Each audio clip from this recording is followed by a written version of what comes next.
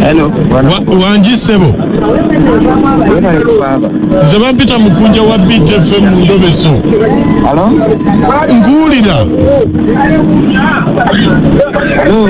Muzeyi ngulira. Ndi mubati ngenda mbalala nonsonyi wacho tobulira ebiwukana naye gwe ompulira wangi ompulira alo ompulira nkuwulira mukama wange badde nze bampita mukunja wa biti mu Ndobeso obadde ogamba otya mukama wange nsanyusa okulaba nonsonyi waliwo ebiwugana ndi mu bbaasi ngenda mbalala naye badde nsaba kundobesezaako mukyala wange kiki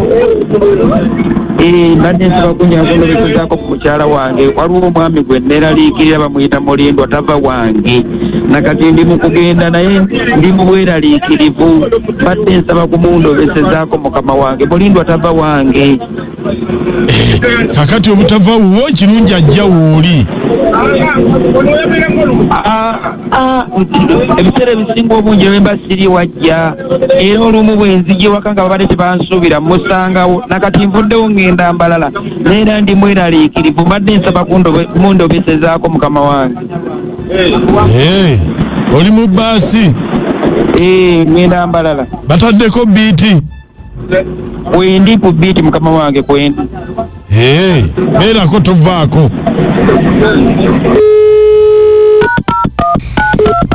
Mulindwa nakitava omusajja tubete femu ekintabuli ky'omuzika ekisinga kyova olanza okusanga engatto nga yalinnye ewange mu nnyinyonnyola nakikola aba amanyi nti bwe balinnyawo nga yeerawo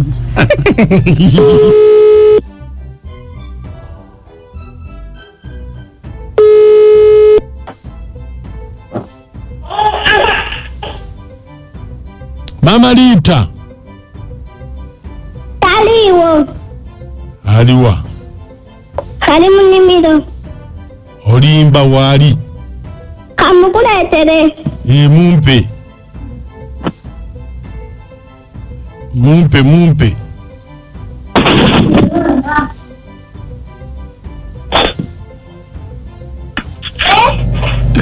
aliwa bannange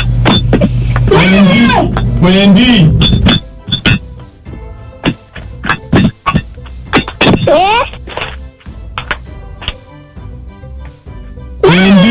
Kwendi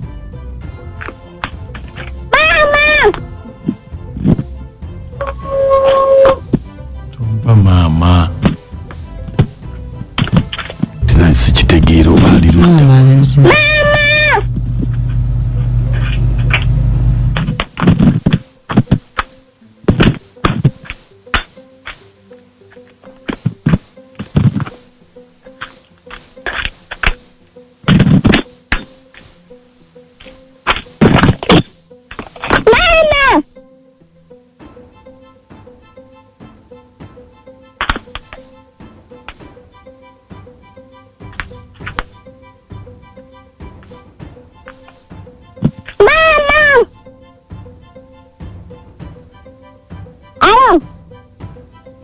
Wanji tomulaba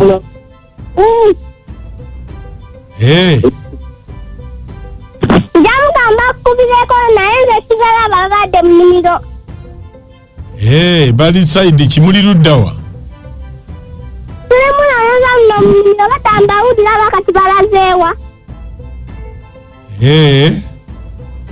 bagenze ne taata anti bagenze ne taata yagenze nani ne maama anti mama ali nani anti mama ali nani ne Mulindwa baleke tobanoonya baleke kale baleke vaayo deeka baleke tobanoonya anti vaayo kale bino biwambuyemu Mulindwa akedde nnyo maka gamu n'essaawa emu n'eddakiika 19. Bagenze kulima. Mwana agambye obwedda abawulira kati takyabawuliza. Bagenze wansi eri ku lusalosalo. Babadde gye balimira. Tuli mu Ndobeso. Mukyala wuuyo agamba bamunoonya mu nnimiro tebamulaba. Ayinza okubanga Mulindwa ayiseewo buyisi. Kyokka nga yagenze Mulindwa amusitulirako ensawo za kasooli. Bagenda kusiga bagenda kusiga. Endobeso nga bw'ogiwulidde wamma gw'oteesa otya? Bannange abaana b'abenzi babonaabona. Wuliriza omwana bw'anoonya maama ku makya kuno. Naye musajja wattu gw'agenda mu bbaasa embalala. Okoze ensobi wali badde obeerako w'ogenze okumpimpi n'omulimba nti ogenze embalala naye mukyala Mulindwa amalamu amaanyi obwenzi abukeera bulala. Bali bagambye bagenze kulima. Ate Mulindwa alimira waneeyi. Ndi nakiragala. Naye Mulindwa naye alimba akedde nnyo ku makya gano. Ate akedde kibalima. Kale balime naye bajja lima ewuwe. Kale. Maama olowooza tabuze? Yenga mwasuze mutya mukunja ng'akanyagamba akaana. Vaayo deka, vaayo. Abadde lowooza ayinza kuba gwamu nga ki? Bagenze kulima just. Agriculture. Ono Mutebi Francis Namama Okota. Mulindwa yonga akedde kiki bayiga kaki mu nsiko ku makya kuno. Balima.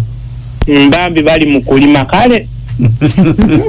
Awula bannange sene mama ne Mulindwa bakoze batya?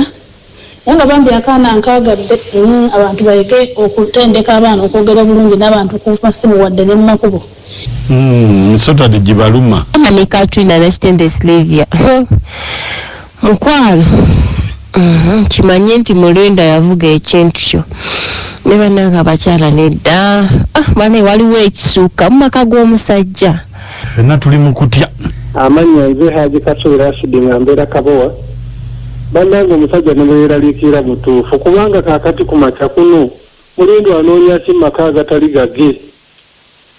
Bannange omwana oba amuteze butezi simu yaba agikwata ng'oli omwami akubye wawaka. Kati baze kakazi katoba kasajja kati kabona kumenga boka bawulira hajati wuno ntekadde Haji Kasula muku waffe wanji mukwana yo balatubeereza kale bagamba ky'abaana battu ababiri gye tuli nnyabo.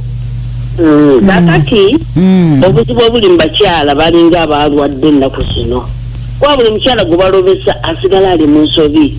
Abakyala obulwadde balwadde bwa bwenzi wamu n'abaami kubanga wasuze n'ebbo ekiteeza ku Mulindwa okufubutukira Mulindwa essaawa zino kiba kikiba ne tulekeraawo obwenzi n'okulyamu enkwe mu maka gaffe.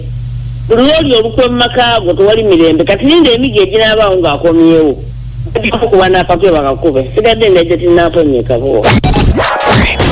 Nkubuulire nyumirwa nnyo Beat FM kuba ekyamazima omuziki gwa Beat FM gungoya. Mu budde bwange obw'eddembe.